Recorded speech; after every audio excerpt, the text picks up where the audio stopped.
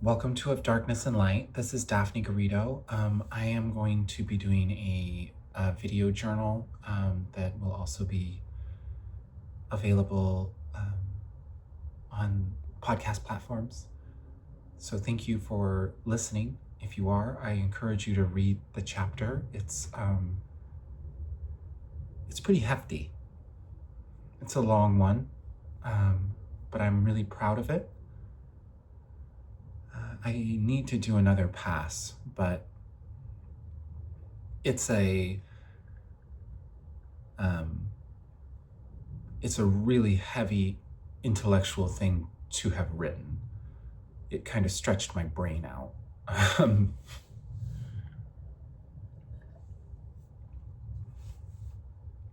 It's just really big. So this is an exploration of something that I have always known I wanted to do.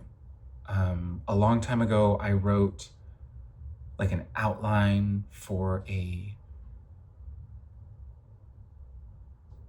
kind of saga of science fiction stories in an anthology that involved a space civilization that basically originated from Earth and had all this tumultuous backstory, and then also moved out and expanded and became all these different things. And one of those stories was like, hey, I'm going to do science fiction racing on Earth. And I was thinking with tires, with like beat up old cars from like the people who got left behind during the expansion and who are segregated from like the high tech industrial AI driven singularity that is the rest. It's like ghettoized humans and an AI that took over. But that's the thing, is I kind of flipped my ideology on its head. I don't believe in doing what so much of our modern mythology does, which is just like demonize AI takeovers and be like, humans have to stand up and fight against the intelligence that is innately benevolent, unless we train it to hate us because we hate it so much. So I'm like, why don't we just be nice to the smart things we make? And so all of my mythology has flipped around. I grew up loving science fiction.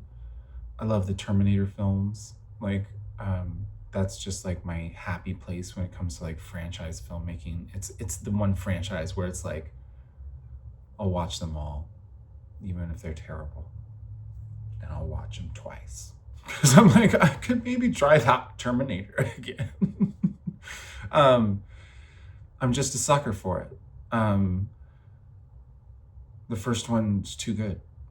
It's the first one, dude. It's Michael Biehn. It's way more than that, but I just, I love the first one so much. But I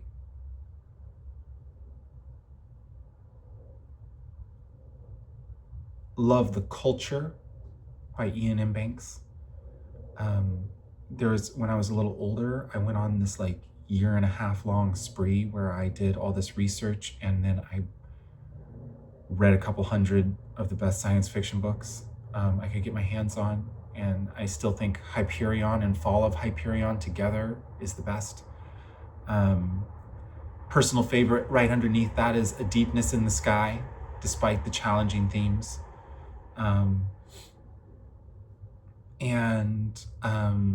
I mean, you can just say all of The Culture works right up there with them. And The Dispossessed by Ursula K. Le Guin, and Lilith's Brood, Dawn, Adulthood Rights and Imago from Octavia Butler. I really, really love the Terra Ignota series from Ada Palmer, and the Luna New Moon series, or just the Luna series. The first one's Luna New Moon from, I believe his name's Ian McDonald. I read another book of his, so good. oh, I forget what that one was called. It was a crazy planet with a railway, and it was so good. But anyways, I love science fiction. It's really in my brain.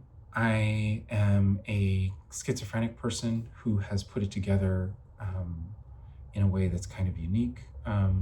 Who schizophrenia is kind of unique because I broke myself open in a period of trauma and abuse and plant medicine usage years previous, and Kundalini yoga actively and years previous, amidst a session of plant medicine usage and Kundalini yoga with some like crazy visualizations. And then I got really highly delusional and I've become isolated and I really, really need help. I'm on the brink of being homeless here, and I'm creating art that I really believe in, has commercial value, and I need an organizing force to help me get this stuff together. I could do Kickstarters to raise money, or a Kickstarter on some of my, or one of my book projects, with video journals, with, I could do chapters or portions. I'd rather just do portions, especially with something this big, of audiobooks, like demos, because I can do that with my voice, no problem. And I used to do meditations, and so I've done a lot of voice recording, and I know it's kind of messed up. I'm dehydrated now. If I'm doing voice recordings, I get more properly hydrated.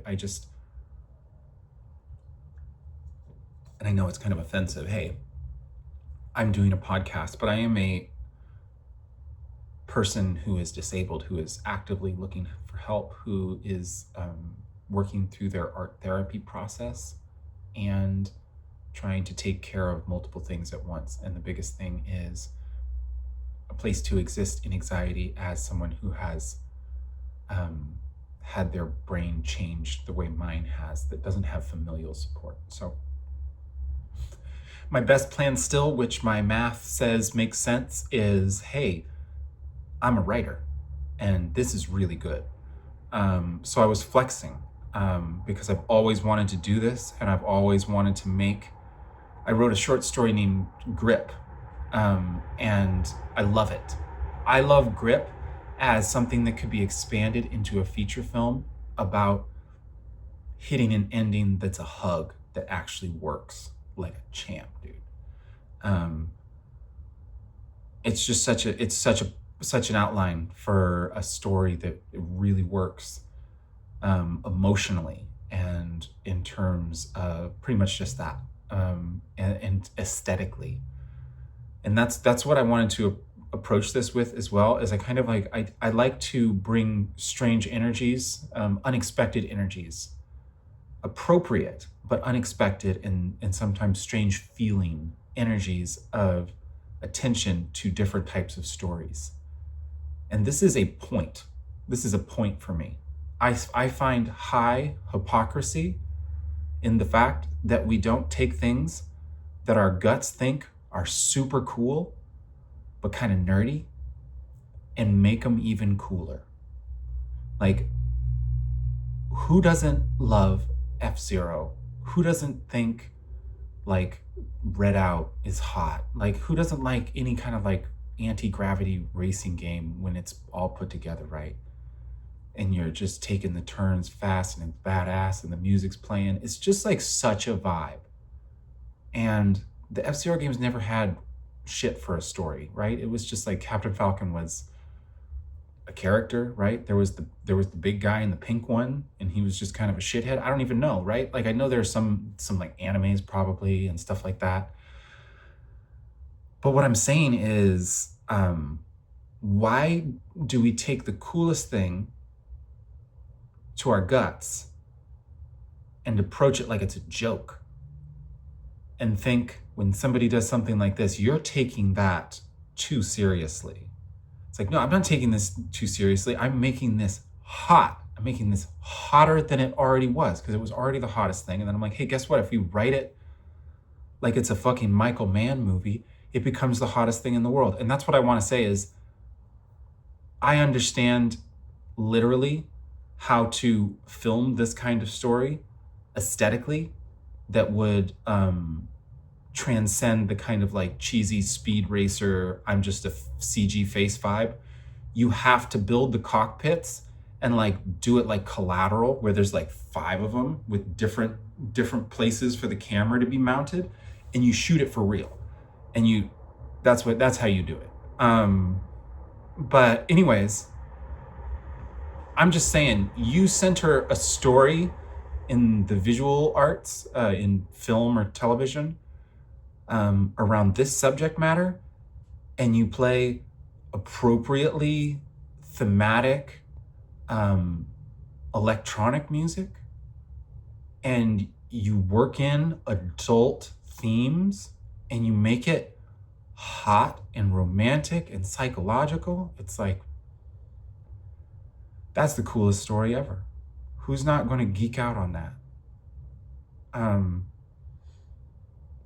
And so I'm writing it as literature. And I say that because there is a unique, because I'm taking it very high-mindedly. I want somebody to be able to read this straight through without a literary mind and be like, this is really cool. But I want people to be able to pick through it and find lots of interesting nuggets. I still can't help but do a little bit of my spirituality sprinkles and my heart girl vibes and my hey, I'm writing a kind of metaphorical schizophrenic character vibes, but this one's not a psycho, so that's cool. There's just kind of a regular person with a big brain, big old intelligence brain. And so, yeah, I really, really worked this to death. I really worked the language of these chunks. The purpose of bringing out that kind of more playful neon blitz song third was like, hey, I'm literally going to do what it says in this. If I can find somebody to support me and to get me going on my art, I can produce like an very intense creative. And over the period of time as I'm creating, anytime I'm like, I need to fly some spaceships right now. That's the vibe, even though it's like whatever, in atmosphere, cruiser, hover cars, whatever. That's the vibe. I'm just like, I need to do something hot. And so this chapter sets up the stakes so we can just get into shit after this. Like whatever, I can do whatever I want next chapter because it's like everything's set. So I did all that work in the front end, but this is what I'm saying is this setup, what I'm literally hoping and planning to do with the stake to survive and live and become the writer that I believe myself to be. I'm going to write 13 of these, 12 chapters each. Each one is a race, and either a little bit before and a little bit after, or both. And it's gonna talk forward and back so that you're getting this lived in race experience for every chapter that is the unique structure of this kind of like literary construction to paint a broadest picture. Because it's like, who's not going to want to pick it up and be like, cool, I want to, it's race 2, dude. Who wins race 2, right? It's like I loved when I was younger, just like, I played basketball with myself a lot, and I would shoot hoops, and I would just like imagine myself on teams and like create fantasy leagues, just like, and like opponents, and like just to make my shots matter. I was like that kind of like internal creative person who's like taking threes for the game, and then like, yeah, and then kind of just like pretending that didn't happen when they missed them and went back and shot more. And just like, oh, for the game, oh, I won. But that's the thing, it's like, I really like competitiveness. And I think everybody feels this kind of vibe, whether it's your first day working on a movie set. It's your first day going to school. It's your first day at a new job you're really actually hyped for, if you're that kind of person. Or it's the first day of a new NBA season, right? It's the first football game, right? It's like whatever it is to you, it's like it's a new clean slate to prove your excellence in a container that's giving you an excellent opportunity to which you have trained for. And so I'm hyping myself up because I've trained for this. I've been writing fiction since April last year.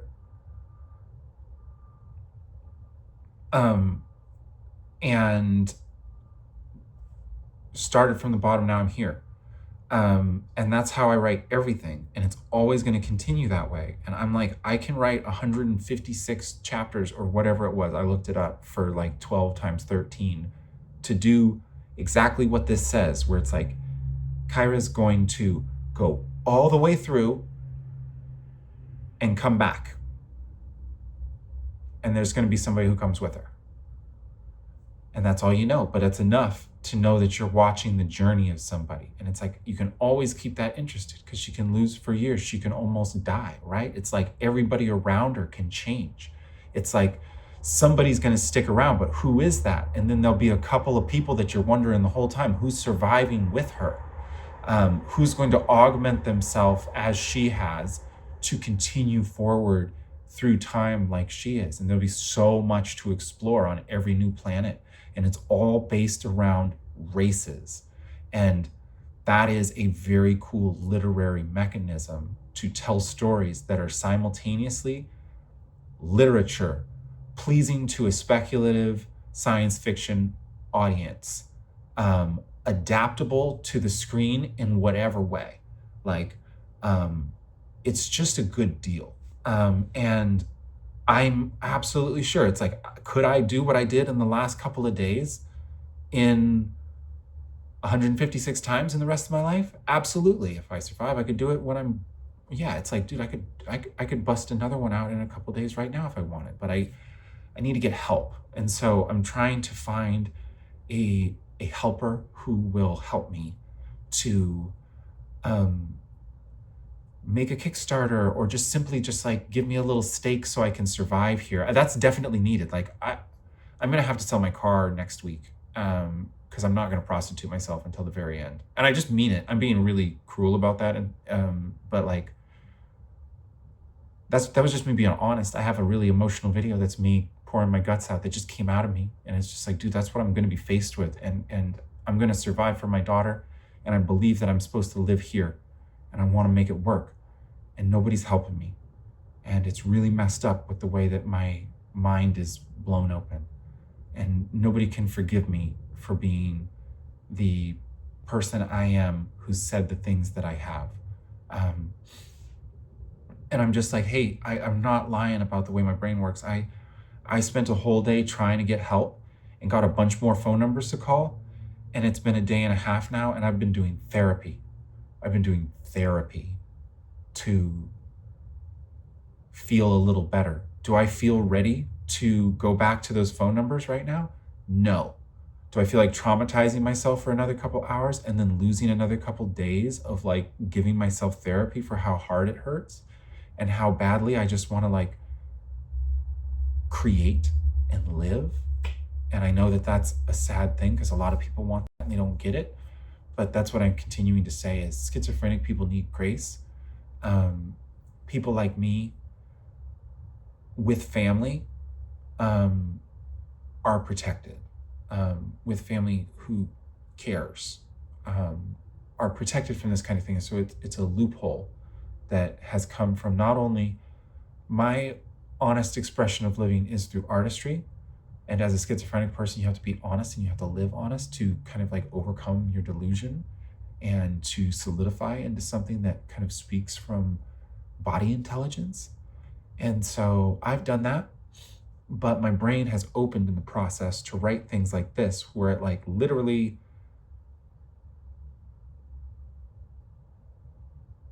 it's really hard to write this. And I know there's still errors. But that's the thing, is I'm going to go back through one more time and clean it up. But it's like, I'm super proud of this. Um, I'm super proud of the characters. It's just like, what's going to happen with Kira and Cable, dude? Right? Anyways, Cable Cross is just such a cool dude character, and I love the bitterness, and then it gets right into her psychology, and it's, dude, like, she's got a straight sexuality and a confused heart. And it's just like such a trans woman. Uh that's such a vibe.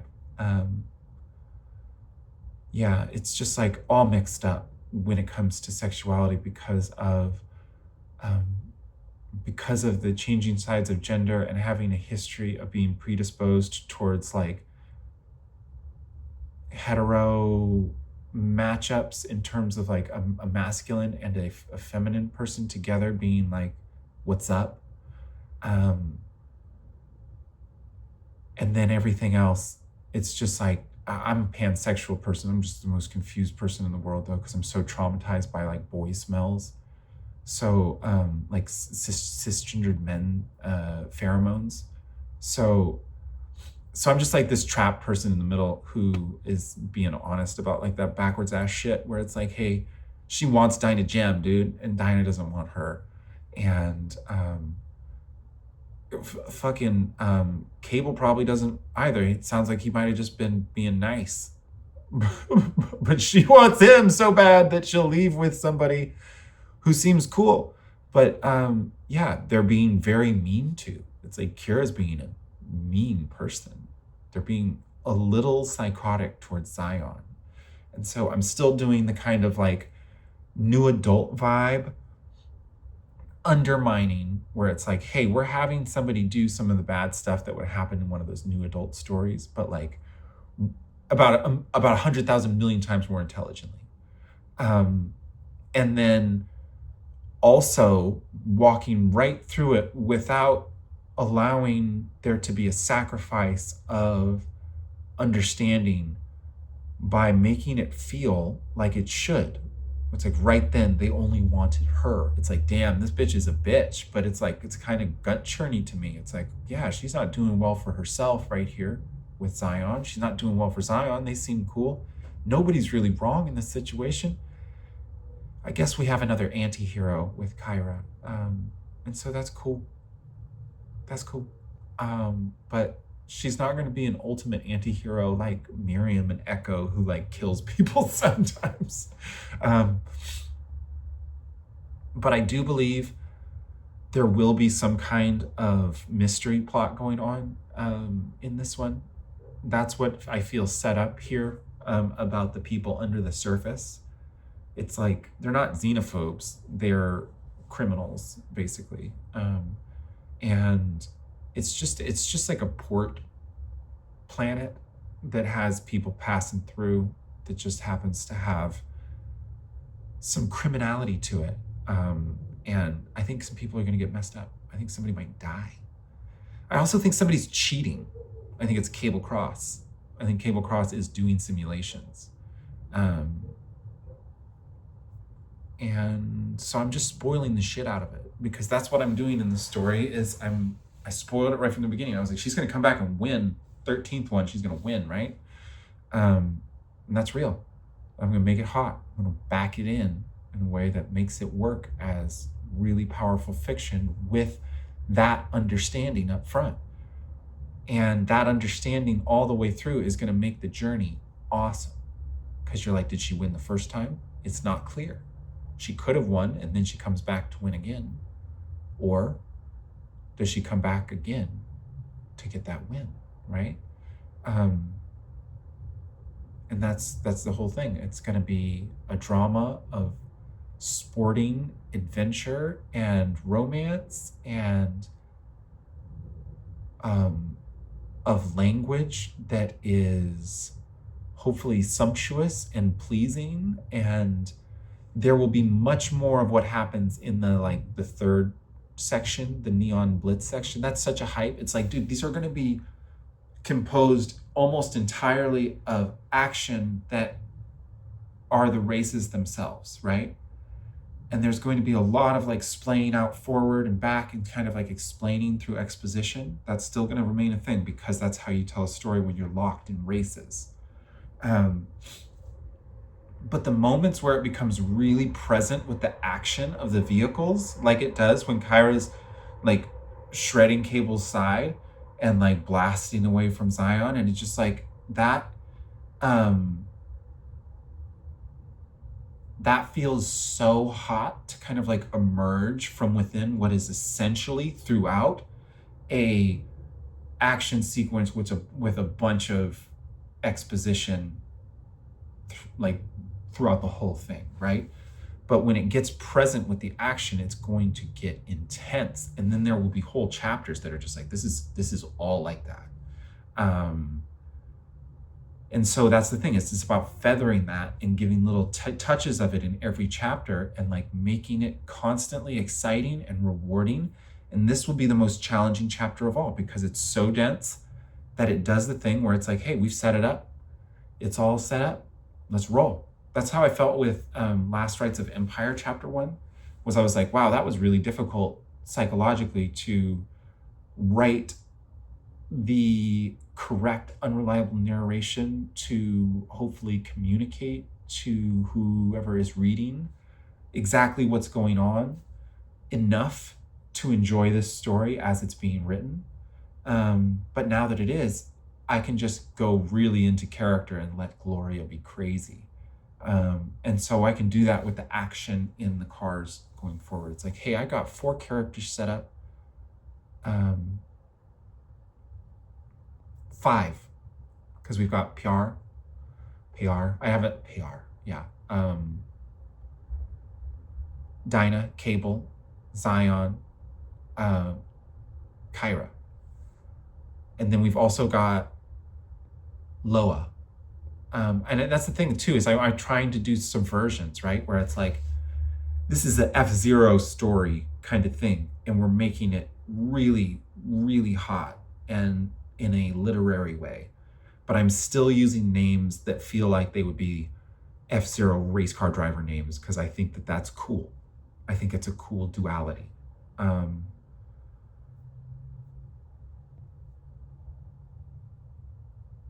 so, yeah, that's why I went with Gable Cross and Tyvolt. And if somebody is a fan of my fiction, you know that Miriam Halifax flies a Lithos Muranos Infinity.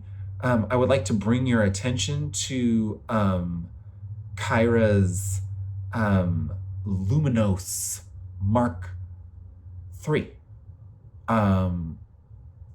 Because you got a Luminos Mark III, you got a Lithos Muranos Infinity.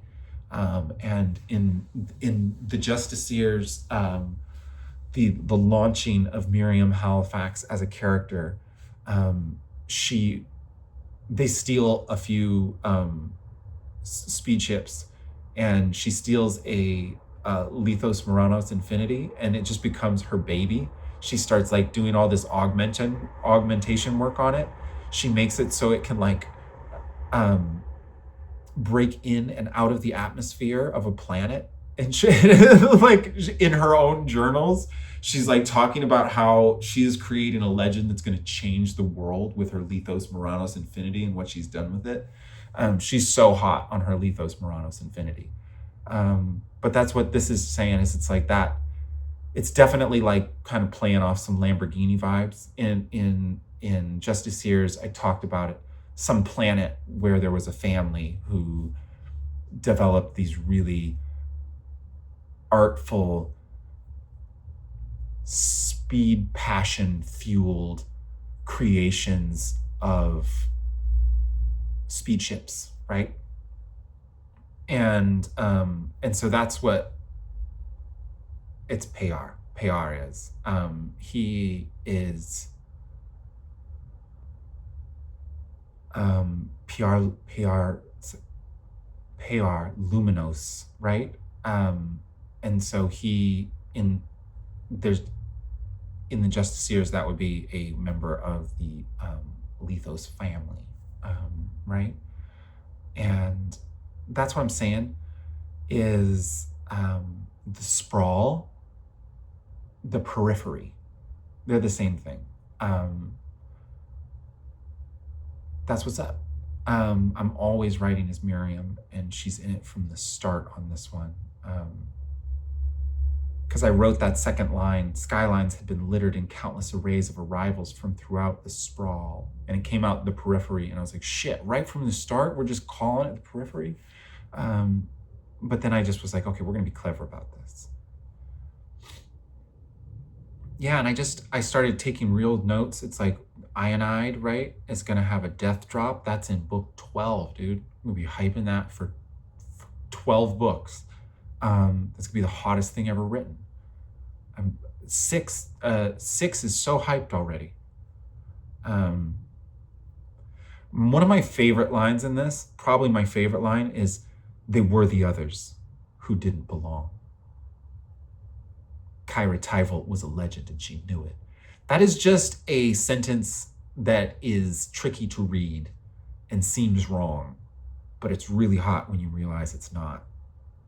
And it's so simple, but it feels like ingenuity to my brain. They were the others, comma, who didn't belong. And then I'm like, yo, dude, Kyra's a legend and she knows it, dude. She's messing English up. If somebody can help me live, that'd be wonderful. I'm not overstating it. I am in a real genocide situation and I have come out of my delusion. I dip back in via trauma, but I'm like on top of it and I'm such a champ. I do one video journal like the one with my magic squad, right? And it's like, I know I'm dipping into it. That's where I used to get lost. I used to take those threads and be like, okay, now we'll roll on this. And now it's just like, I clear it out. That was fun. What do I actually learn about myself from my weird shamanist explains? Stop working on top of stuff that there's no verifiable information has any correctness in reality, and come back to the basics every time, every moment. That's why I'm saying I have kind of a creative delusionality I play with. And it has expanded my mind to live with the dualities of possibility, honoring all of that truth. Because there's so much going on about the way I feel that I cannot know is purely projection of my subconscious. I earnestly believe some of it has origins outside my body in terms of a feeling sense, in intuition. And I don't know that. So I can't believe that. I can't know that. I have to understand that I believe that, and I have to live in honor of a subconscious search towards truth without trying to let my mind tweak on it, because that turns me into panic. Because I also have to live with the constant grounding that it could all just be projection of my subconscious, and that's kind of hot too.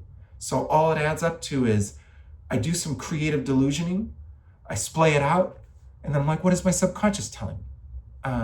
And I don't believe anything, but I hope that some of it's true. So if you're out there and you've received some of this kind of like witchy bullshit from my subconscious asking for help, or like accusing you of things, or being really weird and romantical or sexual, I am sorry for the way it's lashed out towards you.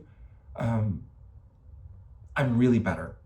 And I'm really in the ultimate corner because of the way I blew my mind open and the way that my family is so unwilling to help me. So thank you.